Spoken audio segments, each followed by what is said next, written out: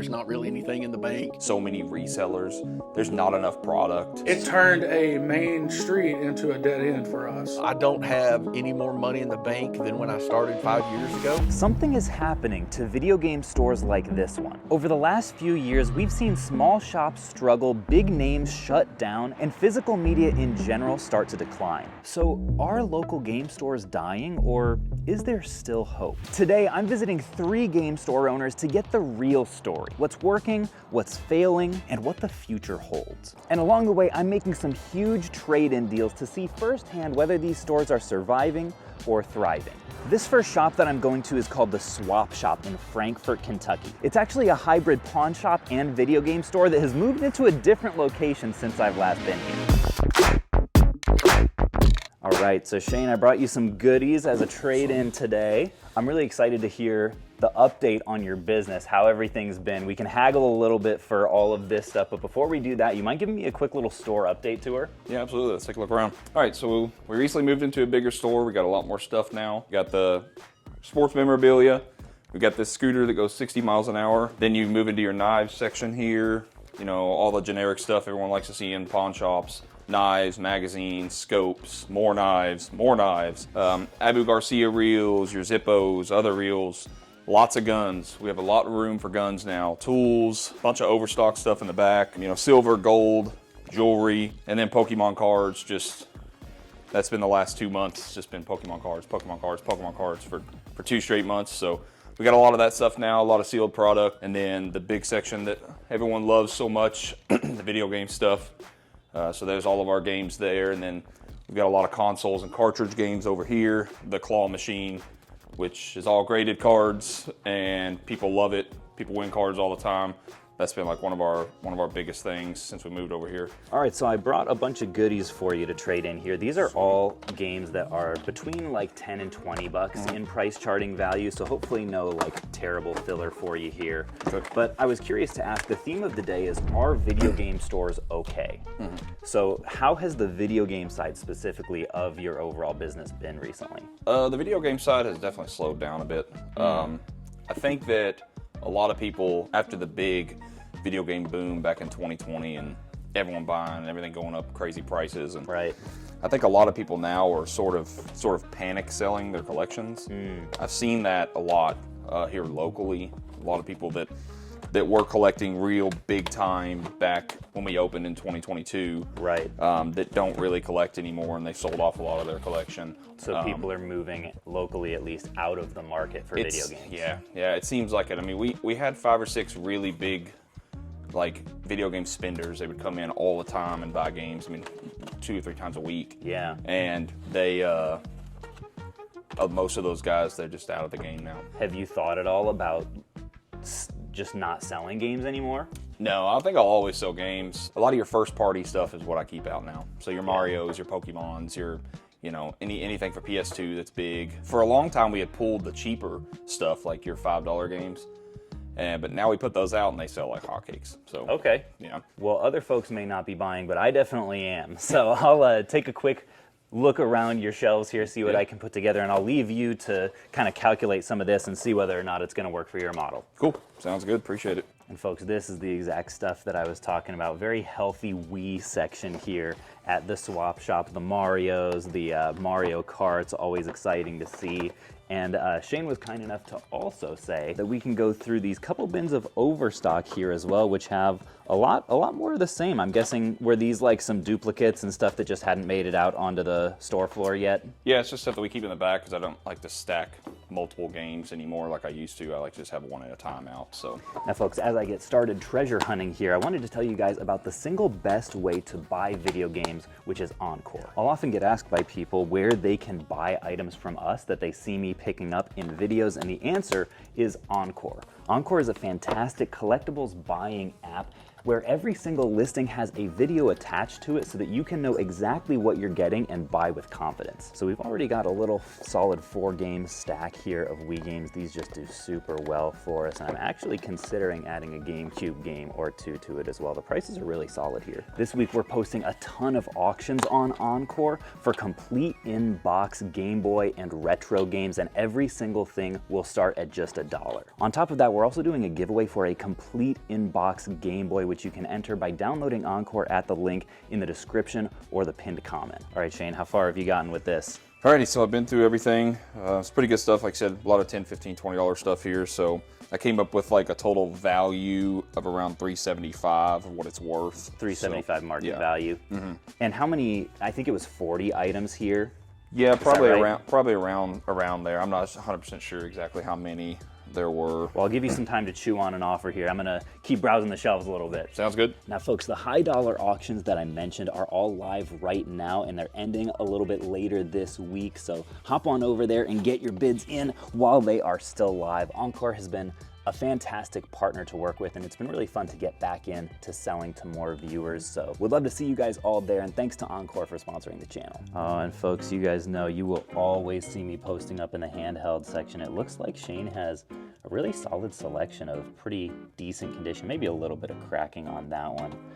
But these DSi XLs, for whatever reason, do super well for us. We've got we've got the Venonat edition DS Lite here as well. And again, really solid prices on these. So I would guess, I think I'm probably going to, yeah, if these are in solid shape, we'll go ahead and add these to the stack along with the blue one there. Ooh, and this blue DSi is a good deal. All right, so as I'm testing out a couple of these handhelds, I am really curious, Shane, how has Pokemon cards been doing for your business recently? So Pokemon cards have been kind of our entire business of all of February, pretty much. That's all we did was Pokemon cards for the main point. Pokemon cards and guns. But yeah, so like the Pokemon card section has been pretty crazy. We sell a ton of them, and if you don't list stuff on TCG Player, like you should, because like I was taking in probably 50 to 100 cards a day easily for my small section that I have here. I mean, if you list them on TCG Player, they literally sell overnight. So when you say 50 to 100 cards a day, like what's the average sale price of those? Are those like energy cards or what are they? No, so typically I won't really take anything unless it's $3 or more, because it's not really worth me even just putting a stamp on shipping and listing and all that. But I mean, you know, like the other day we took in one trade of like 12 cards. It was like $1,100 so worth of cards. So it just really depends on what's coming in and out. So I am curious, Shane, you've been in this industry for a few years now. What would you say is the single biggest threat facing your store for the future? Maybe just people stop coming in and bringing stuff to sell. But the thing about my store that I'm always pretty confident in is that we do so many different things that if something dies off or goes away, then the next big thing, we get into that. But you know, we do guns and eBay, and I mean, we'll buy anything if we can make a profit on it. I don't care what it is. There's a part of me that's really jealous of that business model of having sort of so many legs of the stool of your business that like if one gives out, you've still got multiple others that you can then lean on. And I guess that's the benefit of being more of a generalist kind of a shop. Is that something that you recommend to other like aspiring shop owners? It's really difficult to have a store these days, in a physical store, and just do one thing. There's so many people doing video games these days, so many resellers. There's not enough product in a small town like Frankfurt to have multiple game stores only selling games. It's not possible. Not even one game store only selling games. It's not possible anymore. All right, folks, and in the little DS case over here, I'm hunting for more stuff to add to our stack. These Nintendogs or something that maybe, yeah, Dalmatian we normally buy. We'll pay up to $10 for these, I think, on Quick Flips in complete condition. So these are definitely within striking distance.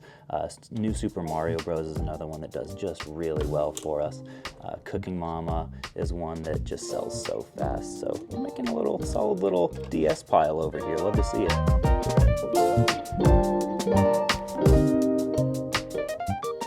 So folks, definitely came out with a good amount of stuff from the handheld section. Definitely had a very healthy selection here. But Shane, I'm curious, did you come up with a number for the trade-in? I did, yeah. So total value, I think we talked about was around $375. Typically around 60% or so, which I believe is like $225. Yeah, honestly, 60% is a fantastic trade offer, so I will definitely take that. I would guess that the total for this stuff on the counter here may be a good bit more. And also, I haven't even gone through these overflow bins here, so I'll let you guys know what the total is once we finish. So before we settle up as I'm finalizing this, we were just having a conversation off camera about the best posture. You have almost a radical posture towards other local businesses in the area that most people would see as your competition. Is that right? Yeah.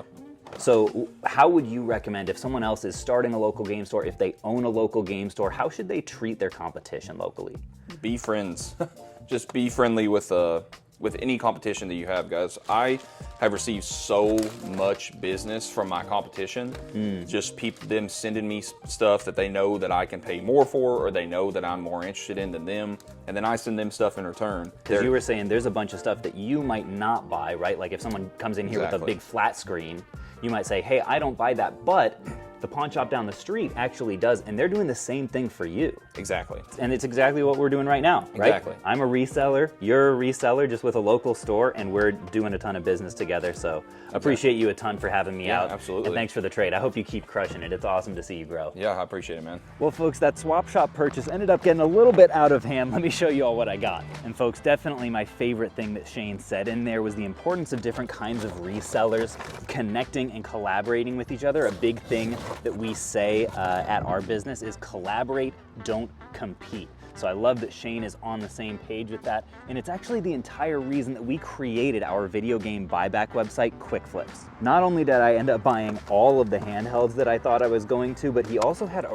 really great DS and 3DS selection. Look at all these sweet titles that I picked up. And that's not to mention all of this like cartridge stuff, this N64 and Super Nintendo, and then look, even more handheld stuff, and I even bought a bunch of PSP games, which I normally don't. Cooperation between different kinds of business owners is just something that's deep in our DNA. It's why we offer such good prices for video games through myquickflips.com. So if you own a video game store or a pawn shop like the Swap Shop or a storage unit business or are any kind of reseller, we would love to do business with you through myquickflips.com. Dan just last week sent us these 3 Pokemon games and got paid out $278. Christina used Quick Flips to sell us her collection and got paid $425 for this lot. But I have to say, maybe my favorite purchase of last month is when our reseller friend Devin sold us this lot of handheld and games for $3,500. So anyways, if you've got video games to sell and want to get top dollar prices for them, we would love to do business with you through myquickflips.com. You can use the link in the description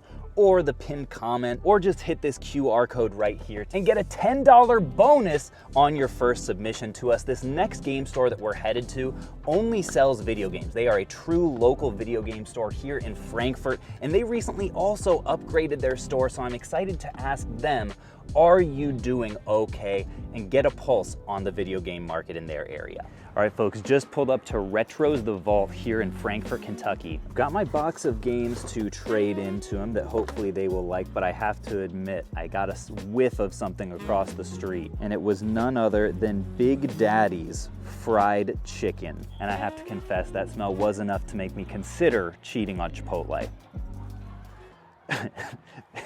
cheating with Big Daddy. Now folks, you may be able to tell we're in the small town downtown area of Frankfort, Kentucky, actually the capital of Kentucky, and I'm really curious to hear from these store owners, Austin and Steven, how business has been for them. All right, so folks, this is Austin and Steven here. Thank you guys so much for having me out to your shop. All right, so I brought a decent amount of inventory here for you guys to process through. Austin, you said you'd be taking me through that, and yeah. we can haggle a little bit later, but as you're doing that, Steven, you mind giving me a little bit of a store tour here? I'm gonna give you a tour of the store right now. So right here in the front, we got the Pokemon section. We got vintage cards and modern cards for you. And are these fast sellers for you, I'm guessing, in this market? They are. Right now, we get into Pokemon because it's just fast. People love them. The kids love them. Yeah. Everybody's into it. Then here. behind us is the Game Boy section. We got all Nice. kinds of Game Boys. We reshell Game Boys, new screens if you need them. Then right here's the Nintendo wall. we got the 64 and the NES and Super Nintendo with a variety of stuff for you. And then it looks like we've got GameCube here. We've got some GameCube's a big Switch seller for stuff. us. We've got some Genesis, some PSP. Okay, yeah, you guys have a little bit of everything here. Yes, sir. And then I guess the last place that leaves us is this little center console So over this here. is the grid wall right here. We got the game wall right here where we do buy two, get one free every day of the week. Nice. It's a big seller for us. People love it. You got VHS down here. Oh, people love the VHS. And tell me about this, because, I mean, this is crazy. This is one thing we try to do that's different than any other place. Any game you buy here, you can test it, make sure it works before you leave. And if you just want to come down here, kids, grown-ups, or anything, come down here and play a game, come down anytime.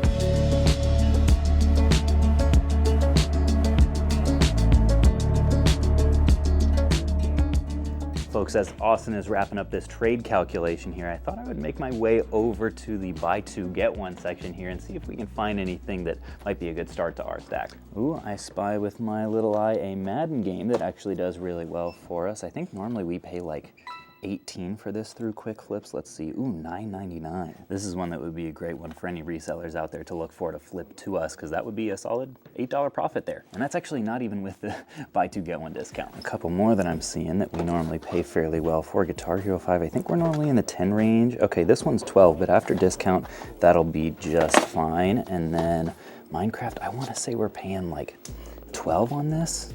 Okay, nice. Yeah, this one is 12 as well. Nice little B2 G1 stack there, all in the same price range. All right, Austin, so you've done your calculating. Yes, sir. What's it looking like on this stuff? So as it stands, we got you right at 175 trade-in. Okay, yeah, that's really solid for this stuff. I know it's all $10 to $20 in price charting value. To give the folks a little look here, we've got Kid Nicky, Burger Time, The Show, For Honor, NBA 2K3, a little GameCube stuff here, and you said your first ever Vita game. PX Vita game, yeah. That's cool. We don't see these a lot down here. I don't know if it just wasn't MLB The Show 14. Also a big box PS1 game, so a healthy mix of stuff here. I'm curious to hear from you though, like what would you say is the biggest threat to your game store right now? It's not a typical one that you would think. Okay. So we moved to this location. I think you came to our last store on the other side of town last year. And long story short, we're in a much bigger, nicer location now. So actually, we've seen an increase in sales down here just because we're more out in the open. Yeah. But our biggest struggle, I would say, is the bridge closure.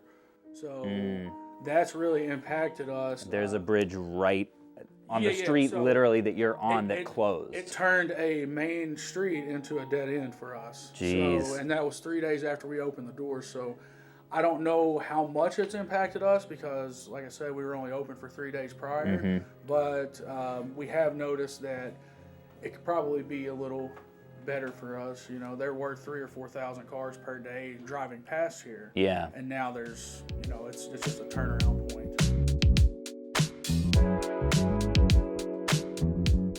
How's the game store doing? How are you really doing? What would you say? I would say that the last 2 months have been the best that we've seen since we've been open. That's amazing to hear, because a lot of folks from the outside looking in, they're looking at video game stores with, retail, has been tough in some industries. There's the decline of physical media. Does that concern you at all, or? I'm a collector at heart, man. I'm hopeful that physical media never fizzles out. And if it does, I believe that it's just going to make this stuff go up a little bit more. I got high hopes for it. Well, why don't I'll put this stuff all together. We can go get checked out, and maybe I'll pick out 1 or 2 more things before we do. All right, folks, we ended up doing a deal for $41 in cash for all of the games that you see here. I just absolutely love getting into these local stores and seeing that a lot of them, not only are they doing okay, they're thriving, especially the ones that are willing to be flexible and roll with the punches in business. By the way, if Chipotle ever asks, I never cheated with Big Daddy. Folks, this is my third and final trade-in box in my messy trunk here, and this one is even more special because every game in here is worth $20+. I saved the highest dollar stuff for last for my local video game store, Matt's Games and Collectibles. Now folks, I've been doing deals like this with Matt for the last 5 years, but I haven't been into his store in the last like 6 months, so let's head in and see how it's changed. I've actually heard that he's been pivoting a little bit as well. What's going on, Matt? Hey, dude. Good to see you. Looking gorgeous. All right, making sure. I mean, you got to make sure, dude. You're about to put a man on camera, you know. Folks, You gotta Matt be is sure. already partway through this deal here. Anything striking you from some of these games in this box here? Yeah, dude. Beautiful box, Tetris 2. Lawnmower Man. There's some other gold in this box, like Qbert, like a Gunvolt Striker pack. We've got Wild Arms. Yeah, there's a lot of cool stuff in here. Look at that. This isn't the normal filler that I'm just trying to shovel off on you here. I know. Fifth Element for PS1. That's a cool one. So Don't see that one a ton. The question, Matt, that I'm going around and asking everyone is, if someone were to say, how is your game store really doing? Brutal honesty, what would you say? Like sales-wise and whatnot. And Yeah, just in terms of like, is this a good time to be a store owner? I make it month to month. You Yeah. know, I don't have any more money in the bank than when I started 5 years ago, but I probably have more stuff in the store. Yeah, you the, know, the store's so looking real nice. yeah, pretty much everything goes into the store. There's worse ways to make a living. Yeah. You know, I love what I do and love doing it and love seeing everybody and It's a good and lifestyle. whatnot. Yeah. I mean, just working with video games and stuff all day. Yeah, that's really cool. So if someone were to come to you and say, I'm thinking about opening up a game store, do you recommend it? What would your advice to them be? Oh gosh, I think that would have to do with a lot of variables. I think that would have to do with what kind of inventory you're starting with. I think that's a big deal. It's really hard to get a starting inventory. I got kind of lucky with mine, but it's really hard to do that. And then there's so much competition that comes and goes. Just since I've been open, I've seen like 4, 5, 6 stores in this town Right. come and go. Right? If you go back all the way to back when I worked at Game King, they had disc replays and all kinds of stuff that come and go. A lot of those ones that have come and that have gone. Yeah. Would you mind giving me a quick update? Because a lot of stuff has happened in this space since I actually was last here. Yeah, You've it added has been a minute. stuff. Yeah. There's new products. I mean, this is one example right here. What's going on with these? Oh yeah, these the guitars. Yeah. Grab that one there. Yeah, just Hyperkin started making these. They are guitar. They're called Hyper Strummers, but they have them for the Wii and the PS3 and PC, and they work for apparently everything Rock Band and Guitar Hero. And I get calls all the time about, hey, do you have guitars? Yeah. You know, blah blah blah, and we hardly ever do because they break real often. So I think these are gonna be cool. All right, so what's new behind the counter here? Well, now we've always done Legos, and so we get all kinds of cool sets, old, retired, factory sealed stuff. Like this, the Deku tree. It's not old, but it's super cool. Right. You can't beat the Deku tree. We've got like the Taj Mahal down here. Whoa! And did you build this, or did someone This bring one this I in didn't. built? A lot of the ones in the store I've built. This one I did not. It came in as is.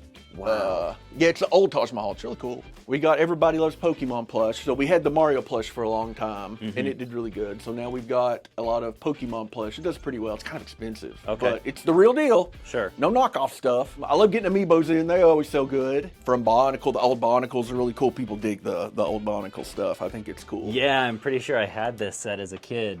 Yeah, it came with a blue one also. That's crazy. It's a shame you don't still have them because they're like $100 a piece now. Shoot, they were probably $100 a piece then too. Yeah, some Those of things are expensive. The Bionicles are crazy. Yeah.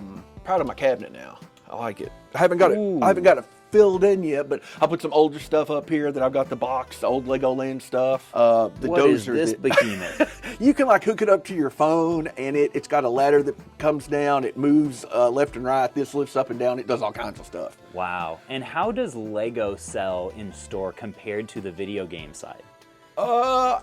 Not as much as video games. Lego does pretty good. There for a long time, I was the only Lego game in town, you know, outside of Target or Walmart or whatever. There was no place that really did like pre-owned Lego or anything. There's lower competition. Yeah, I kind of proved the concept that it would work here in Lexington, and then, you know, other Others- people came to do it. So Right. that's okay. Competition's good. It's healthy. We do action figures and stuff. A place like this where I take in like Legos and video games. Do what goes with Legos and video games. Action figures. You know what I mean? It's all cool stuff. again, here's a lot more Lego that we do. Funko Pops, that's kind of a given in today's collectible market. Are they still selling well for you? I was gonna say we do really good on like and most of the ones we have are like cheaper ones, $8, $10 ones.